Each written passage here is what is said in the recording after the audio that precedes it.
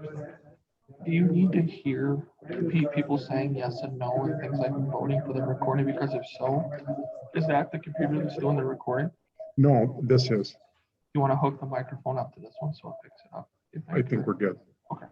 If as long as their volume is turned down, we're okay.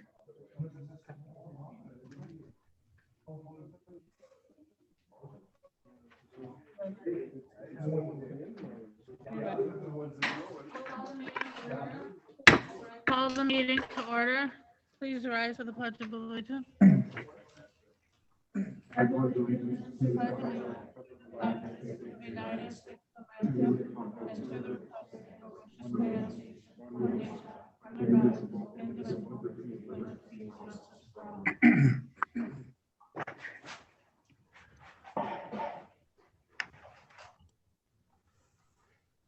Okay, we have one school board member who's joining us virtually, so we'll do a roll call for attendance. Lloyd? Dale? Yes. Dewey? Wendy? Jim? Missy? And Rebecca here. Recognition of visitors. I did not have anyone that asked to speak at the meeting tonight. Approve agenda. Do I have a motion to approve the agenda? Motion by Dwayne. We have a second? Second by Dale. Second by Dale. We'll do a roll call. Vote. Lloyd? Dale? Yes. Dewey? Wendy? Jim? Missy? Yes. And Rebecca, yes. Motion carries. Cobra Pride. All right, for Cobra Pride, I just wanted to recognize all of the people that helped with prom this year. Prom was a very unique experience and is, for the most part, it was really normal, if I can say that, with all of the different things that needed to be done. And there were a lot of people that helped, namely Christy Faber and Mr. Luderman. But the number of staff that were there to help out on Saturday night, it was great to see everybody helping out. And when you're, really, we transitioned from inside to an outdoor dance, and there's a lot of things that can happen in there, but I felt really good about the way the whole situation went. And I just wanted to recognize all the folks that put in some extra time working on that. Thank you. Approve consent agenda. Is there anything anyone would like to pull out of the consent agenda before we approve it? If not, do I have a motion to approve the consent agenda? Motion by Jim. We have a second? Second by Wendy. We'll do a roll call vote. Lloyd? Dale? Dewey? Wendy? Jim? Missy? Yes. And Rebecca, yes. Motion carries. New business, 7.1, discuss approved lunch prices for 2021-2022. So the proposed increase is 10 cents. The good news is that right now they're actually projecting to continue with the program that we're using now, because nobody's really had to pay for lunch all year, other than if you're buying a la carte. So that is kind of in the works, but I don't know when that will end. I would have thought, last year they said it was going to be done in December, and here we are still using that program that's paying for everybody's lunch. So the one downside with that is we have not had as many people apply for free and reduced lunch, which really helps us in the fact that we get reimbursement for those. So our free and reduced numbers are down, but that doesn't mean that our free and reduced numbers are down. It's just the number of people that have applied for it is down, is all that really means. So it would be good if we can continue to get people to apply for that.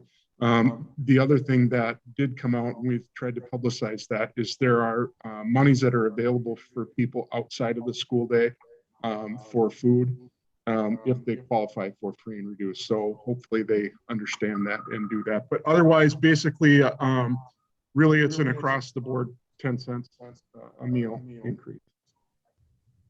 Okay. Are there any questions? Can we reach out to, this is Missy, can we reach out to, or have they call families and say like, no, Tom, or something, letting Yes. them know about that? Yeah, and specifically, we've sent it to the families that have qualified in the past, that have not applied. Okay, thanks, Tom. Are there any other questions?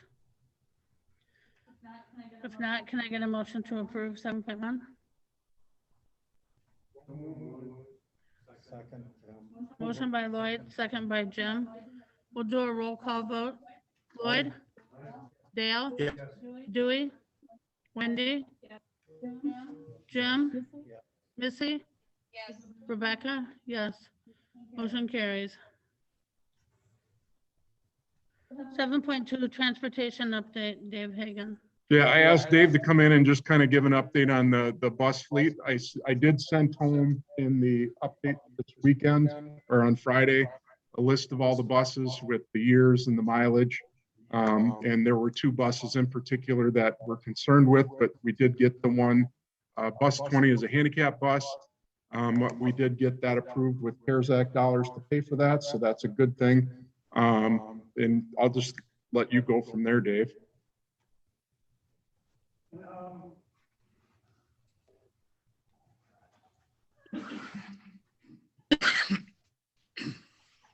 We've had, probably been pretty fortunate to have extracurricular buses or extra buses, and right now, over the years, we've lost some buses with, basically, I would say, body condition is probably the biggest thing. So we've had almost 20 buses, probably as long as I've had transportation. We're down to 18 buses now. 3 of those are extracurricular, and then 2 of those are preschool buses, which are the smaller bus. There's 2 buses in the fleet that will not make through inspection this year. Bus number 11 on the bottom has a crack in the frame.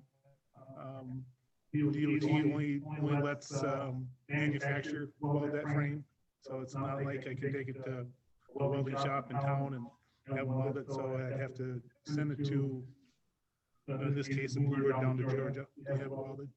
But it's a 2001 bus. It's got 100. That one there is actually lower miles for us. I guess it's got 134,000 on it.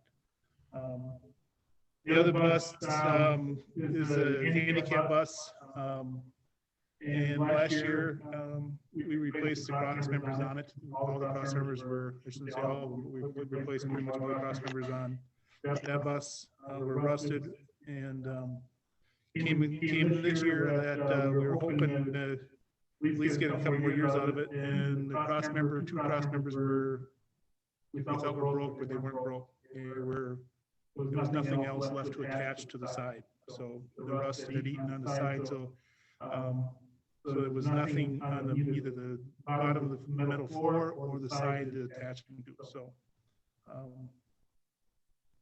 that was a handicap bus, and that was the one that Mr. Schlichting talked about us replacing. So everything else is kind of self-explanatory. I mean, our buses are getting up in age or miles too, but I guess my suggestion would be is I didn't get what I wanted out of that bus. That we replace all those cross members if we get to the point if it needs cross members. My suggestion would be that we don't get to the point where we trade any buses in. I mean, we get to the point where our buses go to Lynn's Iron or Salvage Yard down here. We get, depending on what scrap price is we get $1,000 to maybe $2,000 for the bus. So. Another thing that's worth noting that, and I know in the past some people have asked, well, why don't you just buy used buses, that kind of thing. But the one thing that I want to make sure everybody understands is that if you were to go to Illinois and buy a bus, because I know there's a huge area in Illinois that sells buses, but buses are really built specifically for separate or individual states, Minnesota being one of those with the rust and the things that we have. The bottom is actually a treated plywood versus just in some states, more or less just a regular plywood.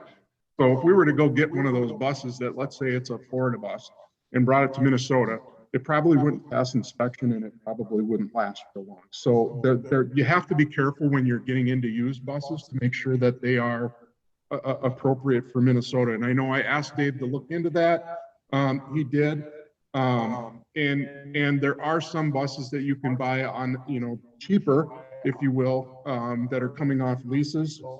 But it's, I don't know, it's kind of a, Well, the buses that, like Craig was saying, the buses that come out of the south basically is floor, windows, they're not all, two pane. I mean, you're replacing windows. Some of the gateway systems, some don't have the yellows or the reds, some just have reds.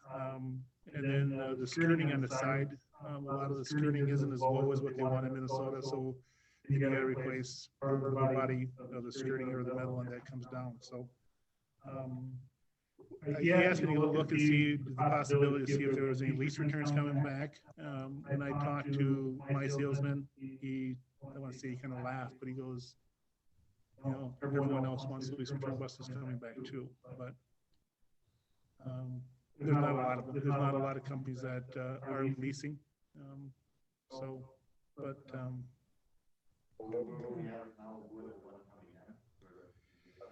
We had 17 buses. So right now we have 13 routes and two would be special or preschool routes. One preschool bus does have a wheelchair lift on it. And then both the preschool buses are smaller buses, so we can get in the driveways. So we're not picking up preschoolers at the end of the road, end of the driveways. So the last ones that we bought came under coding. So time will tell on those. It's too early for me to say. That was, I think, something the board wanted last time when we ordered those two buses, that they wanted undercoating on it, but they're 2019 buses, so they're only a couple years old. I think it would help. If it's a Rhino-Liner type, it should help.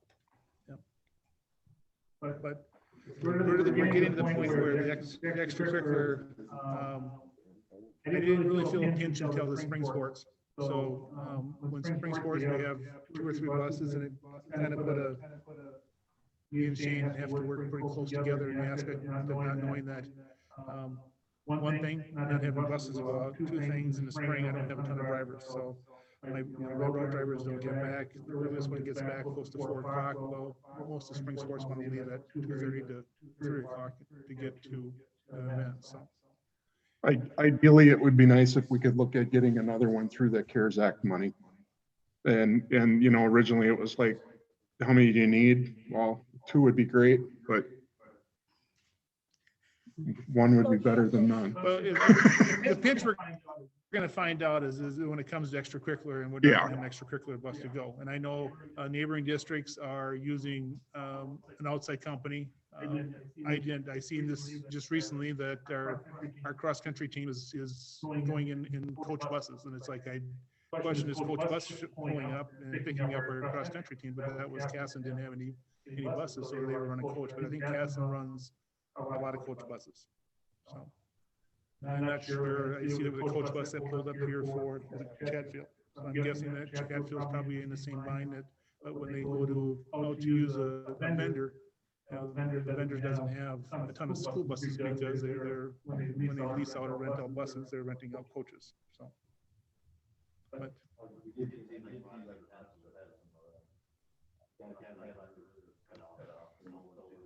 Byron did, yes. Yeah, I just talked to the gentleman. I was just down with so my DOT inspection's coming up actually Tuesday or Thursday and Friday this week. So.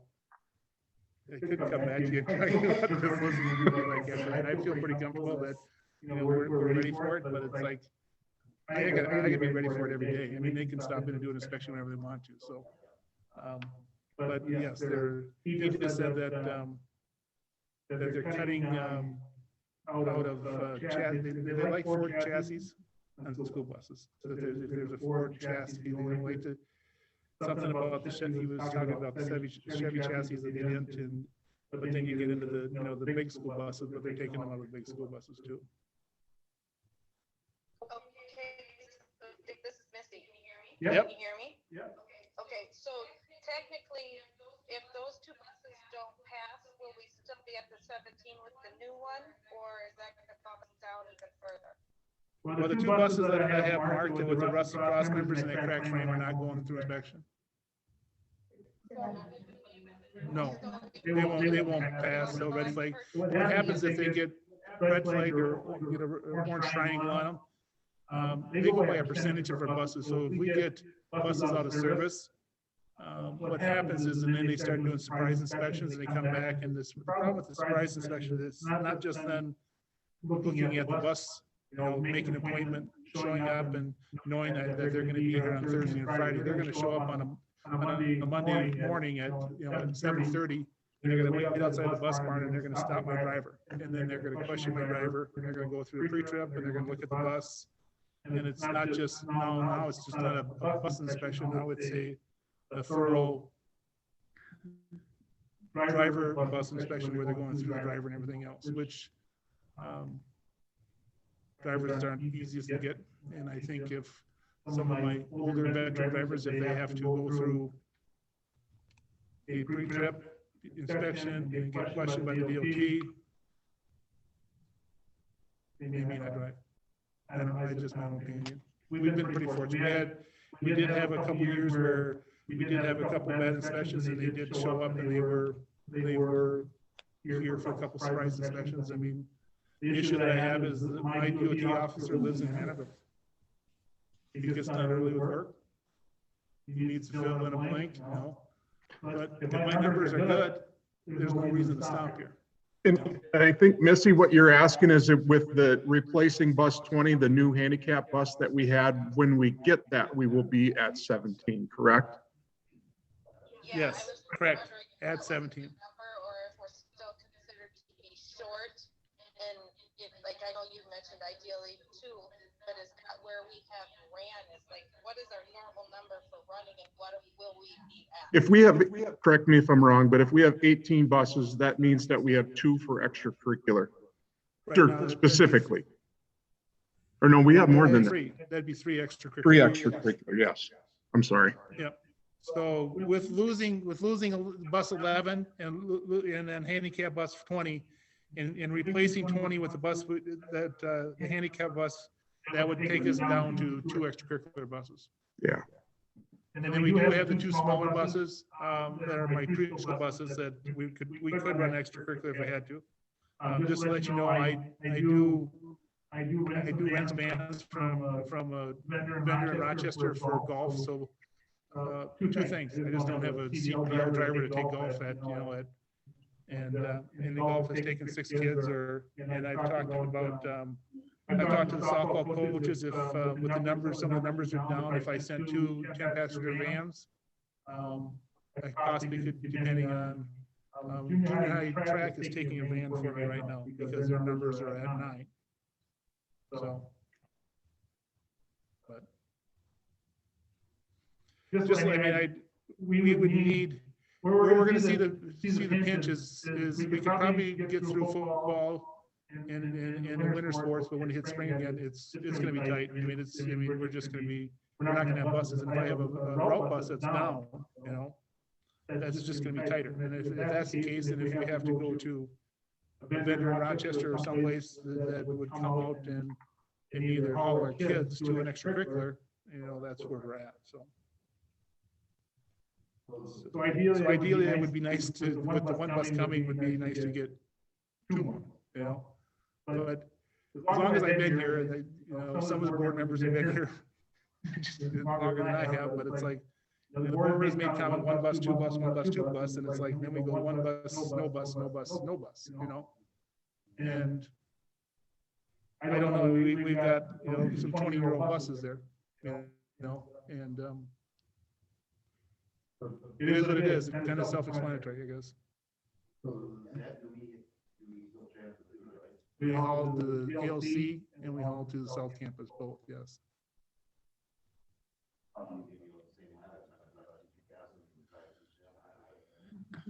That'd be a little shorter. But with our issue, well, they both moving into the South Campus both in the same place. Well, kind of not. It's kind of like depends on what time the program starts. This is the issue that we have in the programs. South Campus starts at 7:45 and the ALC starts at 8. So, and they don't want to shorten anyone's day, so I've got to take 2 different vehicles to get these kids there. There's another thing for you, Blake. So they can start in the same time period, you know. Would help, but the issue on us at 7:45, we're taking kids over there, you know, we're dropping off kids here at 7:45 to start training, you know. So I've got to get those other kids here earlier, so I got to run them in the van. And then I either got to have a vehicle, and then take a vehicle to take them over to South Campus and get them there by 7:45. So I got to leave here by 7:30 to be in Byron by 7:45.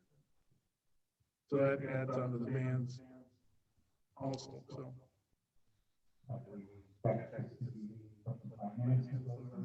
I can get another one with the CARES Act money. I can try. You know, we've gotten 2 now so far, with that money. I've been around and every time we have budget cuts, we cut buses. Right. And something that we can't. Right.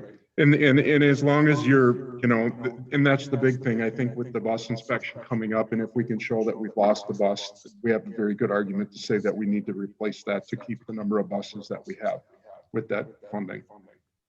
And I know on Jim's point, and he made it at one time, you know, the newer the buses, less maintenance, you know, it's just, I didn't go in depth on the maintenance side of it, you know, I can go in depth on bus 20. I know what I stuck into that bus last year when I replaced all those cross members, and, you know, it's like, you don't want to know. The handicap bus, I wouldn't be so, because I went with the larger bus because of the seating capacity. So if we, you know, when we pick up our handicapped kids, we pick up not just, you know, we pick up on a regular route. So they're telling me the emissions are getting better. They're not perfect, but that was my reason to go to that was an 84 passenger bus, so take it down to a 76. If you went to a 77 passenger or 71 passenger, you lose, you know, another whatever 7 or 8, you know, 3 rows of seats. So, but no, so far, I mean, jury's out on the gas. Seems like, you know, the gas, people seem to have the power in the gas, but the gas buses seem like they are fine. Going down the road when it gets cold. You know, but I'd like to see them make the gas. They're coming out with a bigger gas motor. I don't know if it's. Is there a huge mileage difference between the gas and diesel? A couple gallons, a couple gallons. miles? Yeah. Miles. Well, a couple gallons, but you don't let the gas idle either. You know, when you get to Benton, you're sitting there for 4 hours, the gas gets shut off, you need to go out and start it up, you know, half hour before, and then let it sit idle for 4 or 5 hours, which is not taking a ton of fuel idling, but. If they change some of the emissions rules, that won't be able to happen with diesels. They'll have to shut off every 15 minutes. But Any other questions for Dave? Would you like me to continue to look then? Try and do that? I think so. Okay. Do we need to approve the purchase of the bus that's coming? I mean, evidently, yeah, there's a bus ordered and coming that we can. Yeah, in the past, we have approved them. I- After the fact, I know. I would say yes. Yep. Thank you. Motion to, for you to look into others, I'd amend that to approve one purchase and check to see if we can get another one, if we can get a second one.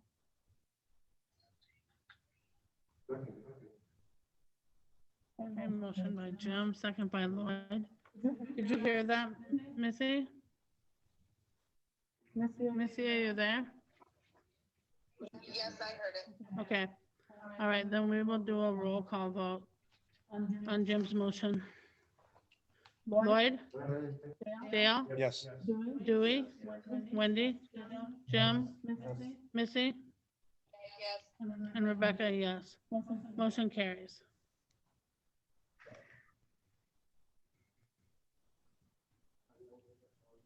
Well, like everything else, our bus is getting hard to get. I mean, certain. Not yet. Not yet. Yeah. I mean, Dave did say that, you know, we are scheduled to get the one before school starts, but it's gonna be tight. So that's why the sooner we can do this, the better. Because it does take a few months before you get it, after you order it.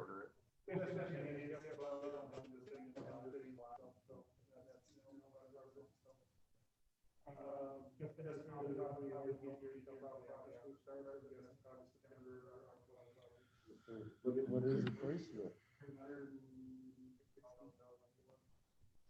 Better than I thought it was gonna be. Yeah. I thought they were. I knew they were that 100, but I thought they were that 100. With sheet metal and everything else being as high as it is.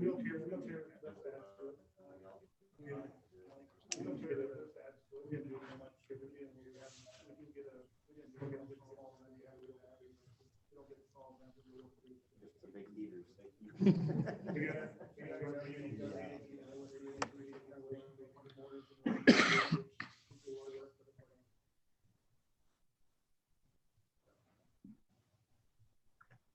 There's still, my rep is still looking for some used buses, we can be Craig is talking about, we got one new bus, we got, you know, 2 lease return buses, and with, it depends, you know, what comes up. Yeah, What's generally a lease bus, what's, 3 years old, probably 30 to 40,000 miles. Most leases are 3 years old. well, then you're looking at tires and stuff too, probably, or is that? Just didn't work before. Maybe. Depends. That's kind of the, yeah. I think now that you got, I gotta get cheap tires. You get to, you have to. I have to. The thought was that with COVID, that some of the buses would not have as many miles on them with the lease returns because they weren't using as much, but Dave kind of looked into that. That's not necessarily the case. So there's not a lot of, no.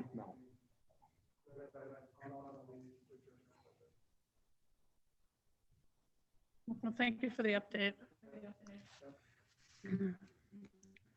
7.3, discuss approve adding FCCLA advisor to Schedule C.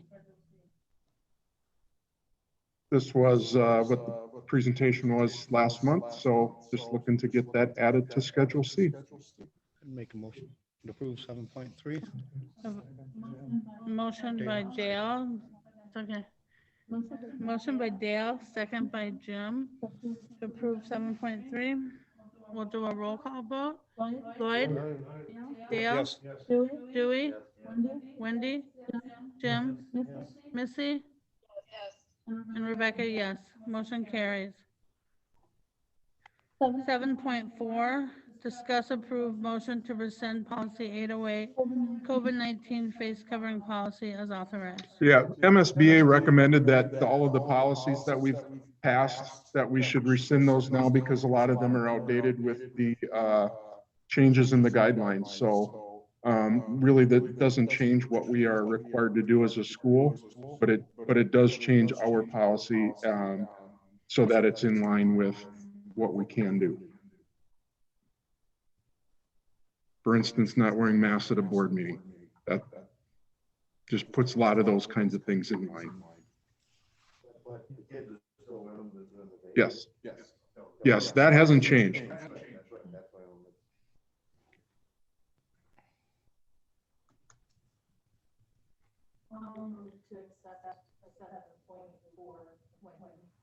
I'm. Motion by Wendy. Can I get a second? Second by Jim. We'll do another roll call vote.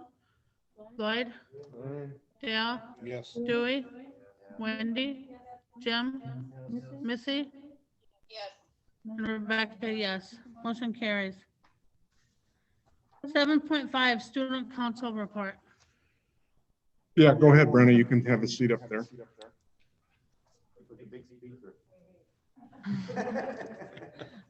Okay, so for student council, we've been doing weekly announcements over Zoom and like during our advisory, just like going over different events that we're planning as well as like different sporting events and stuff like that, and just giving shout outs to students and stuff. We've also had a 3-on-3 basketball tournament last month.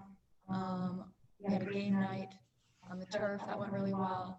And for the rest of the year, we're playing a volleyball tournament and we're giving out ice cream at lunch on the last day of school. So that's it. Thank you. No problem. Thanks, Brenna.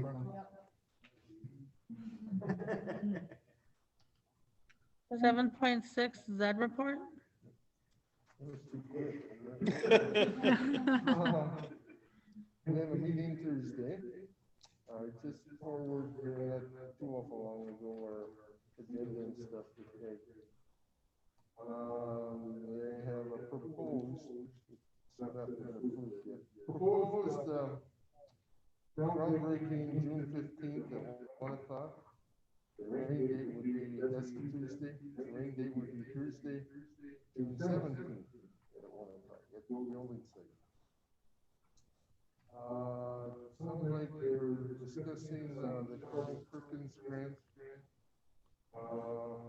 It's gonna be done through Southeast Service Corps.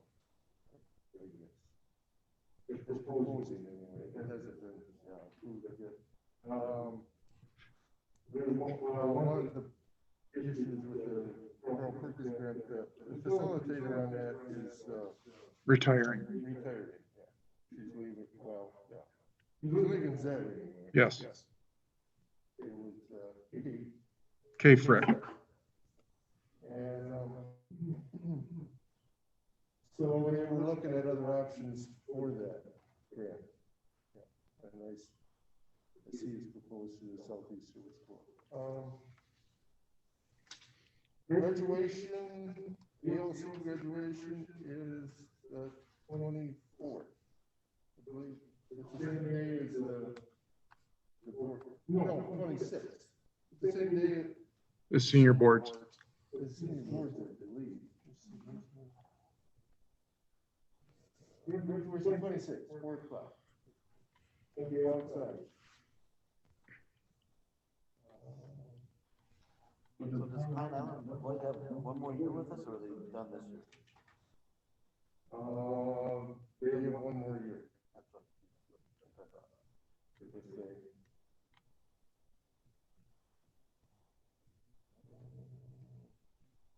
The staff recognition Tuesday, June 2nd. This is the outside. It's a summer programming, we're gonna have the summer academy, there's the broadcast middle school.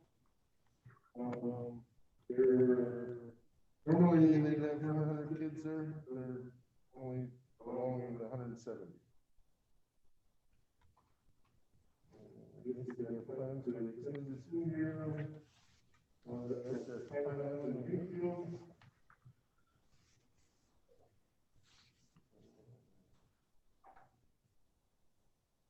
Let's see, the Airman is offering satellite credit recovery program. And they're anticipating additional summer school funding from the legislature.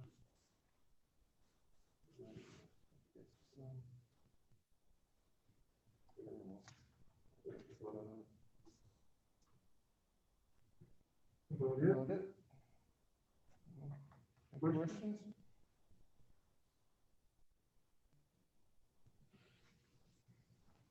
Okay, thank you, Lloyd.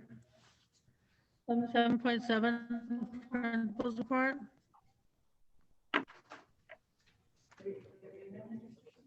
Yeah, hold on a sec.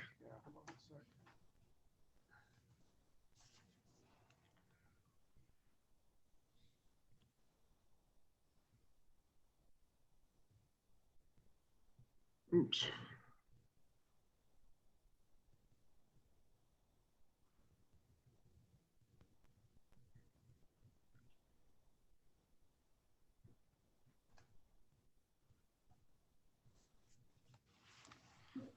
All right, so first of all, MCA testing is done, is completed, so that's always a really good feeling. A big shout out to Monica and also Melissa in office. She really helped complete that. And we want to thank both of those ladies for all their hard work on that. It's a lot to coordinate, and then this year we had a different level with distance learners too, and getting them in here and getting them tested. So thank you to both those ladies.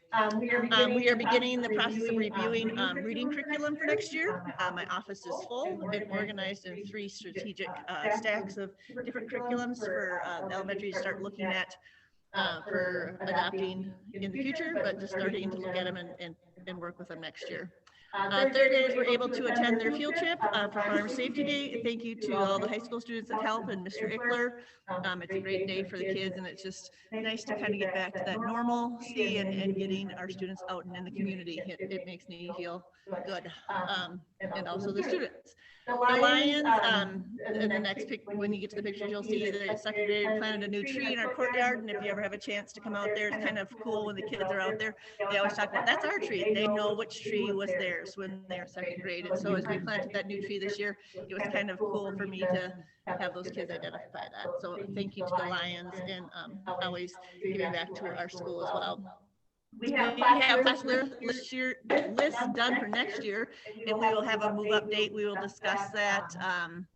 So the students will be able to see their teachers in their classrooms for next year. I don't know what day that's going to be. We will decide that this week at our staff meeting. We're starting to look at those checkout procedures, making sure that those things are ready to go and things and items are shared with also Mr. Hagan of different things that we want to be improved or moved or shared in the classroom. So we're working on that. And then the teachers will have some training starting on those new reading curriculums. Part of the deal when looking at new curriculums is you have to have some background knowledge. So we're starting to look at that staff development even before the end of the year here. So we'll utilize those days here in May and June to do that. Any questions for me? All right. Shane, you ready? Thank you.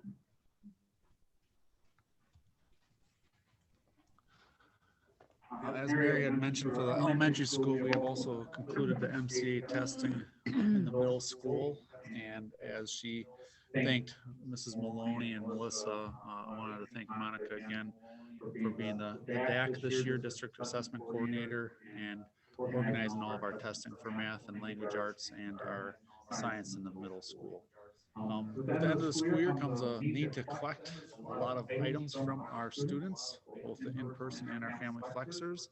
And the one big item that we need to get back is our Chromebooks. We're looking at collecting the Chromebooks from our middle schoolers last week of school, June 1st, 2nd, so that we have them back for sure by the 3rd.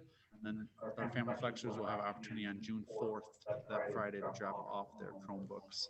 Mr. Florians will be instrumental in that process. We've already shared out the master sheet of collection of all the serial numbers so that we can ensure that we get back all the devices that we handed out through this past school year. With the end of the school year coming up, I'm happy to let all of you know that some of the things will look pretty routine like we've done in the past. We are looking forward to having an 8th grade recognition ceremony. That'll happen in the high school gym on June 2nd. I'd like to formally invite all the members of the school board, if anyone would like to attend that ceremony. Mr. Schlichting, Mr. Luderman, myself, and we'd love to have a couple school board members there. It'll begin at 1:30 in the afternoon, again, June 2nd. I know that many of you have been a part of that in the past. In addition, in place of the traditional Valley Fair trip for our 8th graders, our Whitewater trip for our 6th graders, and the last several years we've taken a field trip to a play or a music for 7th graders. Although we haven't been able to do that this year, we are excited to have a couple day trips. We're going to go over to Oxbow Park on May 27th for the 6th graders. They'll take off after they get here in the morning and be back to jump on the buses in the afternoon. We'll take the 7th graders on May 28th. And last but not least, the 8th graders will go over there on June 1st. We'll have 4 to 5 staff with them, rotate them through some different activities, hiking, arts and crafts. Of course, there's some animals over there. They'll have a sack lunch over there and come back in time to catch their route bus home for the evening. Going on to the activities, we are in full goal of all spring activities. I'm happy to announce that we've thus far navigated the pandemic fairly well. We haven't had too many teams in quarantine. The only one that's been hit kind of hard has been the 7th and 8th grade baseball team, being that they were quarantined 2 other times, but all of our other programs are good to go. Also, as Dave was mentioning, big shout out to Dave Hagan and Transportation for organizing, getting the extra vans. Anytime I call Deb and Dave and say, hey, I have to move a game to this, can we make it happen? The answer is always yes, and they get our athletes, our student athletes, wherever they need to be. We got some pictures of golf up there, of course. The beautiful brand new track, if you've not been down there, is definitely worth taking a peek at. Lower right hand corner is softball and baseball. We have junior high softball and baseball going on out there right now. Middle one there, that young lady, and that's a trap picture. And correct me if I'm wrong, Mr. Schlichten, but she is the first female at Triton to go 25 for 25. 25 shots and 25 birds, and 25 birds busted. And Last night. that happened last night. And then on the bottom left there, we will continue our OMC summer strength and speed conditioning program this summer. You can go to the next one. Speaking of OMC, I am proud to announce that all of our programs have utilized OMC. We've had it the last couple of years. I think this is the first year that every one of the programs has either used it for an in-season workout. For example, I know Coach Swanson for track, how does OMC work into your track practice? Not to put it on spot.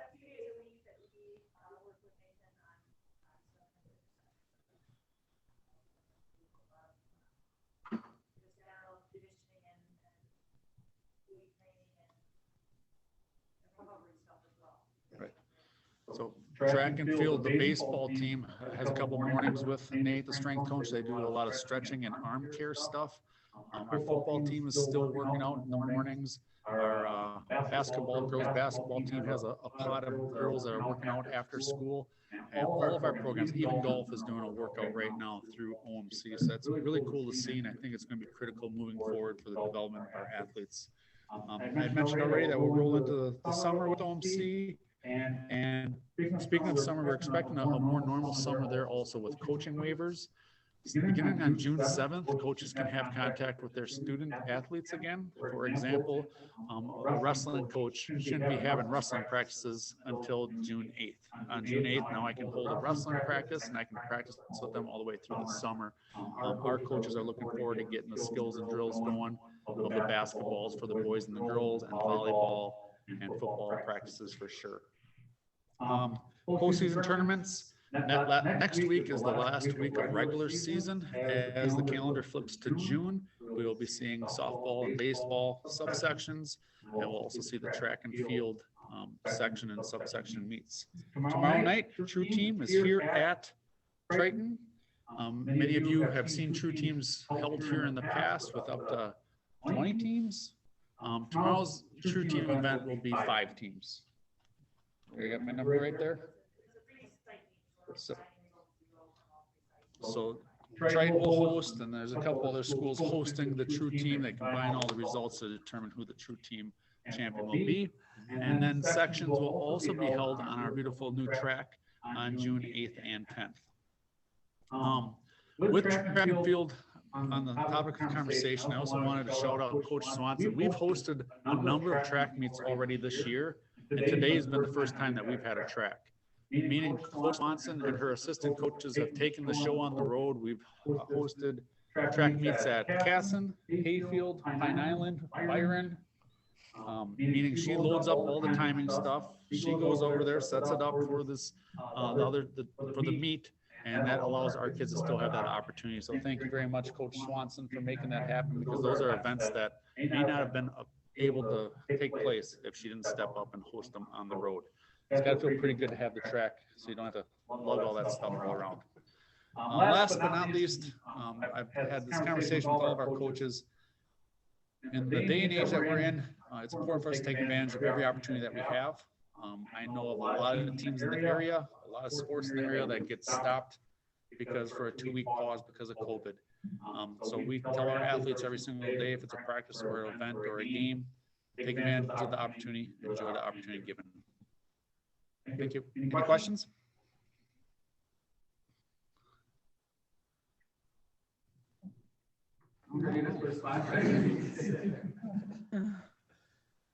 Good evening, everybody. I know Mr. Schlichting, he started with a discussion tonight about the prom. A few photos of our students there engaged in the activities at prom. I can tell you one consistent thing that we heard throughout the course of the night from the staff at Summerby and also from the staff at Velocity in the post-prom is how fantastic our students are. I know obviously sometimes as school employees we're good about finding the corrections that need to be made in school, but I have to tell you, it's really nice to come to work on a Monday morning after prom and have an inbox that's full of how fantastic your school is. And that's exactly what I got today. And that's coming from two venues that host a number of other schools as well. So it was pretty neat to have that take place today. One thing I will add, I know Mr. Schlichting, he thanked the prom committee, Ms. Faber. I want to thank our students too and our student prom committee folks, because I know in the meeting here tonight you'll have an update and we'll ask your opinion on graduation. I can tell you, you're like, man, we've changed this a lot. I can tell you, yes, we have. And we did the same darn thing with prom. Okay, so if you rewind, it was supposed to be that third week in April. The pieces started to change with guidance. So we thought the best plan would be to delay a little bit. And we were fortunate that everything worked out. The weather was beautiful. The venue was prepared, and we were able to go outside, enjoy a dance, and have a little bit more of a normal experience as compared to a month or a month and a half ago. So just overall a great night, and glad we got to take part in a prom this year. The next so recognition, we talk about a return to normalcy as well. This past week we had band and choir concerts here in the gym, which it felt pretty darn good to get the students and parents and families back in the building engaged in some fine arts activities. So the one on the left, that's our seniors in choir, and the picture on the right is the concert band. If you haven't made a trip, what we refer to as the 9th grade hall, so this hall over here, that's the place for our senior mural for this year. I know if you walk around the school, you see a number of them in a number of locations. But Olivia Fate designed the mural this school year, so you can tell it's kind of, if you look at the top, the roller coaster there, it's a little bit of a timeline of what the students in her grade have experienced at Triton in their times. They have the color crayons, the roller skates, the Nickelodeon, and then you get to a number of school activities, and then it goes upside down at COVID there a little bit, but they come out at the end. So one piece we've started here, and this is the second year, partnering with National Fleet Graphics on these. So the student does the design, puts it all together, and then we coordinate a meeting with National Fleet Graphics, and the student has a discussion with, yes, I want to like this, can we move this here, as part of a design experience. And it ties in nice to our senior seminar and senior project as well, because they have the experience as well as having a professional conversation in a meeting to work through that as a team. So pretty pleased with the result. If you want to have a look after the meeting, it's in the hallway down here. All right, just a couple of updates for you. Senior Awards and Scholarships program. This is taking place on Wednesday night at 7 p.m. in the East Gym. If you recall from previous years, once again, this is a little bit of a change from what we've done previously. Before, we used to have the awards and scholarships and fine arts awards all together in one program in the PAC. We thought best a month or so ago to spread these out to make sure that all the families that wanted to could attend. So we're excited for that. So hopefully we'll have a great showing and a great night for our seniors there. And then the next day we're going to have an academic pep fest. So some of the students that could be at the senior program, so the 9th, 10th, and 11th graders that win awards, we'll honor them the next day at the academic pep fest. Okay. Just an informational note for you, I'm navigating my first tractor day as a principal here at the high school, and the number of interesting things you need to think about with that. What time are we showing up? What time are we leaving? Where can we go? Where should we park? So on and so forth. But the students are excited for it, so we're happy to do it. One new additional item and one change, we're going to do a senior picnic this year. We had some funds that were donated to us for this. So on the 25th at 11:30, our seniors will gather at the country club here in town, and they've prepared a meal for them. So we'll hang out. Hopefully we'll have maybe a yard game or two out there. We'll socialize and enjoy our last few days with our senior class. We will provide transportation there as well if students do not have their own vehicle. So we will make sure that everybody has a way out there. Just a reminder for you, the senior boards are approaching here next Wednesday. And believe it or not, the last day of school, June 3rd, is approaching. On that day, we're going to do our graduation practice at 9. And I'm going to try and communicate with senior families here. I want to send an update, but wanted to meet with board here first. That senior walk, I believe it's a tradition, and Mr. Schlichting, you've been doing the senior walk for a number of years, right? This year, if the weather's nice, we're going to try and walk around the perimeter of the building. So it's kind of a neat experience with the seniors, the caps and gowns, but I wanted to make sure and communicate that piece as well.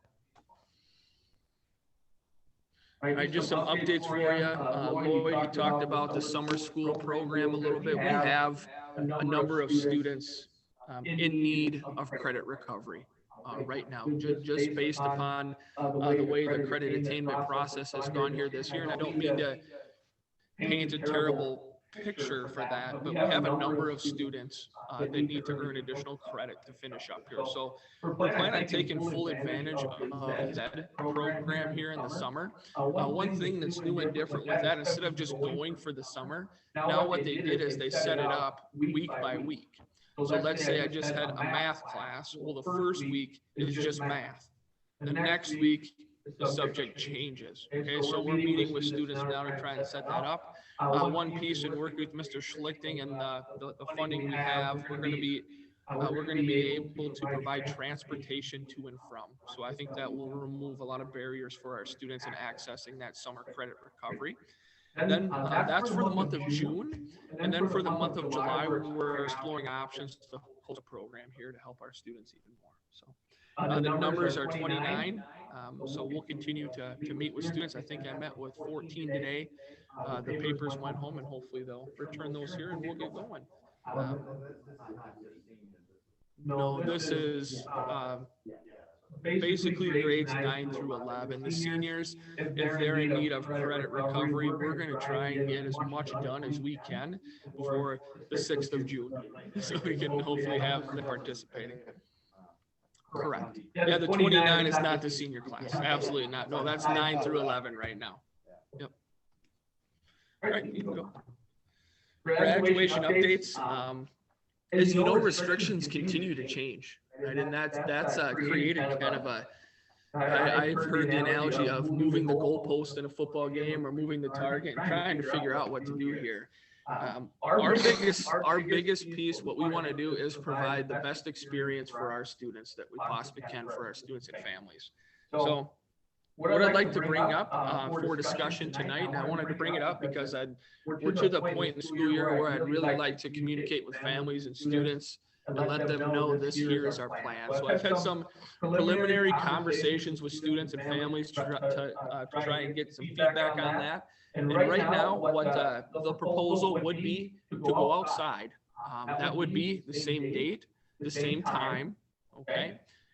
There is a cost that comes with this. The funds are donated to support this, and I'll show you a picture of the stage on the next slide. With that, the one piece that's nice with the guidance change, whether we decide to go inside or outside, we do not have to do a ticketed event now. So whoever wants to come to graduation now can. And that is a change for our families, so we need to be extremely intentional in communicating that. But that's, for once, that's news I'm excited to deliver this school year. So I'm excited about that. the funds that we had to support the parade, then what we would do would transition them to pay for that stage. Because if everybody can come to a graduation, the folks I've connected with, they really don't see the big need for that parade then, okay? This is all pending the weather, right? So our goal, I meet with Mr. Schlichting in the morning of, and obviously we'd be looking at the forecast the days before. And it would be our goal, if we did have to move it indoors, we make an announcement early enough in the day so we can move our setup inside. And really with the additional stage, all we would need to do is move chairs. That way it's the same time and people can plan their parties and receptions accordingly. So looking for direction, feedback. I want to communicate with families, but I definitely want to make sure that all of you had information and were able to ask any questions before moving forward. Mr. Schlichting, I may have a picture on the next slide. So that's the west side of the building, if you can picture that. So the stage is tucked in there a little bit. And then we're going to run portable bleachers around the outside. And one thing when we were out there that we noted is really nice. You go from kind of a long and skinny approach to a short and wide approach. So there really is, the vantage points are going to be really nice there. The nice thing too is with the gym, the doors work real well for we can keep the graduates inside and then have them do the processional out. So they'll actually be staging inside in the gym, and then they can come out the two side doors just like they would on both sides of the gym here. So it actually works out pretty good to do it over there. The viewing this way is much better than an indoor one. Yeah.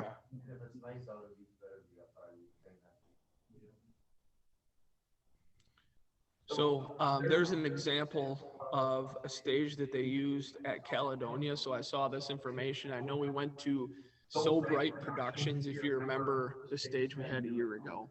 When we started these conversations, once again, are we going outside? Are we going in? What can we do? You all remember that So Bright stage is very, very expensive. The setup is fantastic, but it's costly. So we were looking for an alternative, and I believe is it your brother, Barry? A company that he owns there, got connected with him and started the conversations there. So that's the plan we'd like to follow, if okay. You get to keep the two banners too.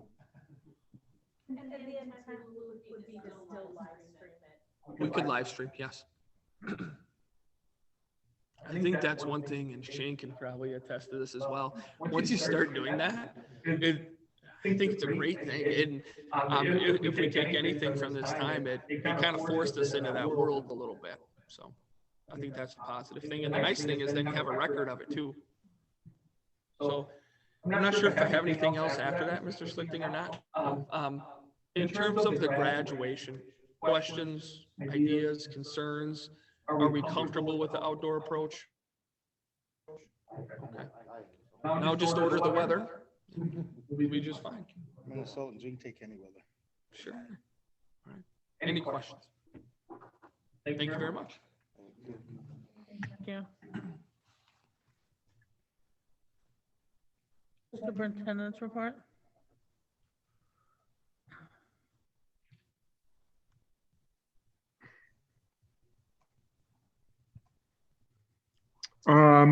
Just want to let you know the equity audit completed. I just met with them today. I just got it today, and there's a number of pages, but they do have some recommendations, things we can look at. I feel good about where we're at and where we're going. Definitely some good feedback. I just want to let you know that I did get the APAD position posted today. DocuWare, just an update on DocuWare. We have gone forward with that. The two big things that we want to address right away, transcripts and employee files. If you've ever been in that back storeroom, that is all student files and transcripts, and those go back to Dodge Center, Claremont, West Concord. All of those transcripts, and we don't have backups of those. So if we were to have a catastrophic incident, we would not be able to, we don't have them backed up. So feel like this is a really good solution, they will do a lot of the scanning and setting it up. And in the process of doing that, will come some training so we can, eventually we can start to do that on our own. But there are a lot of documents that we have stored, and it is legal to keep those then, and then there would be a backup of the digital copy, so we do not have to keep the paper copies. It is legal to have digital backup. So looking forward to getting that started.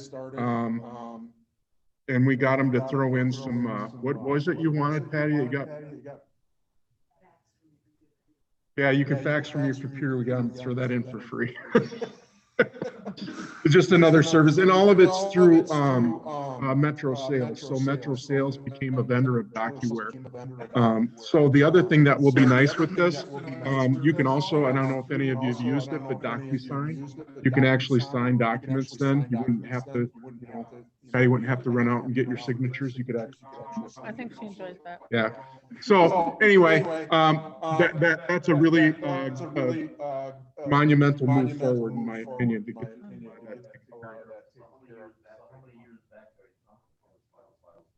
how many?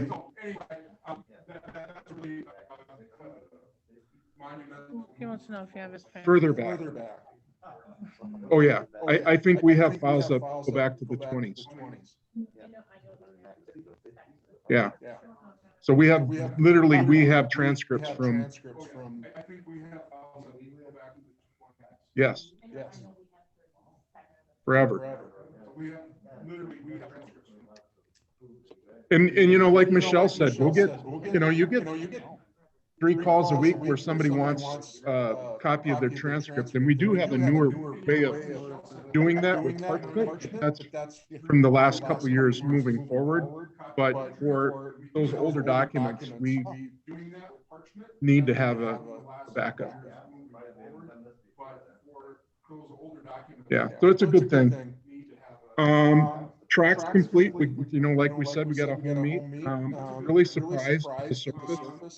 You know, and I looked at when they scraped the top off of the old surface, it was maybe a 1/4 inch thick, and I think that the new surface, if people walk on it, it has a very different feel.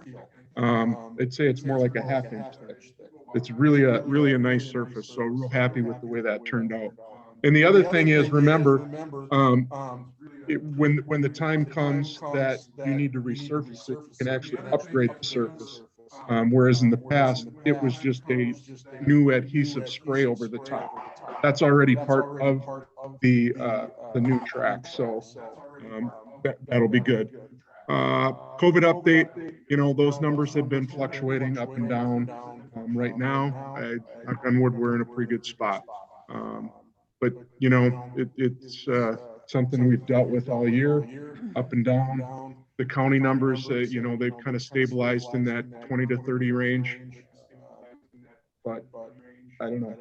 You know, the big question that I've got is, well, what would you have to do? And really, we've been directed that Department of Health said, if you end up with a situation where 30% of your students are sick, just like it would be with the flu. If you get to that point, you would close school. But otherwise, we can keep rocking and rolling through the rest of the school year. Any questions?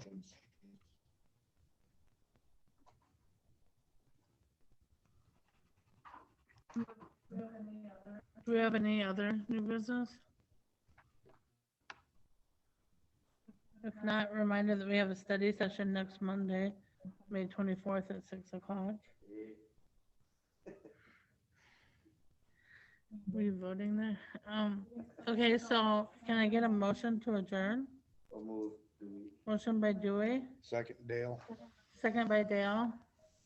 Do another roll call vote. Lloyd? Dale? Yes. Dewey? Wendy? Jim? Missy? Yes. And Rebecca, yes. Meeting adjourned.